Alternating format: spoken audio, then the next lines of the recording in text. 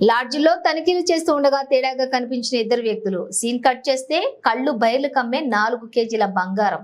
అక్రమ రవాణా. రాజస్థాన్ టు గుంటూరు, విజయనగరం జిల్లాల్లో గంజాయి అరికట్టాలని పోలీసులు చేస్తున్నటువంటి తనిఖీల్లో అనేక అక్రమ వ్యాపారాలు బయటపడుతున్నాయి.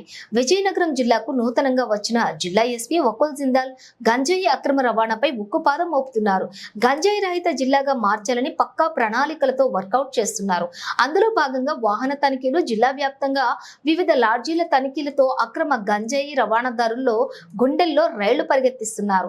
ఇక పోలీసులు లాడ్జీలు తనిఖీలు జరుపుతూ ఉండగా రైల్వే స్టేషన్ సమీపంలోని సూర్య లాడ్జిలో ఇద్దరు యువకులు అనుమానాస్పదంగా కనిపించారు.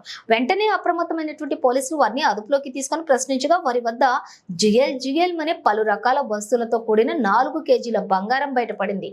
బంగారం గురించి ఆరా తీయగా తాము రాజస్థాన్ నుండి వచ్చి గుంటూరులో బంగారం వ్యాపారం చేస్తున్నామని, అలా గుంటూరు నుండి ఉత్తరాంధ్రకు బంగారం తరలించి వివిధ షాపులకు అందజేస్తామని అన్నారు.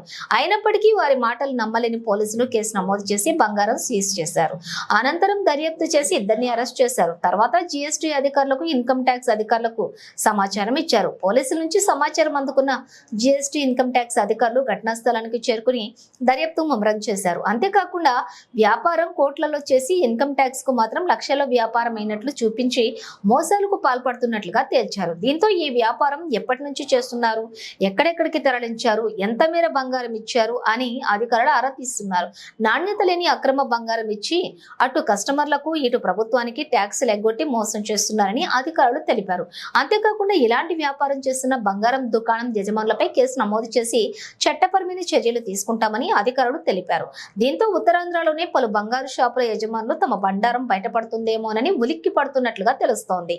ఇద్దరు నిందితులు ఇచ్చిన సమాచారం ఆధారంగా ఎప్పుడు తమపై దాడులు జరుగుతాయోనని బంగారం వర్తకులు టెన్షన్ పడుతున్నారు.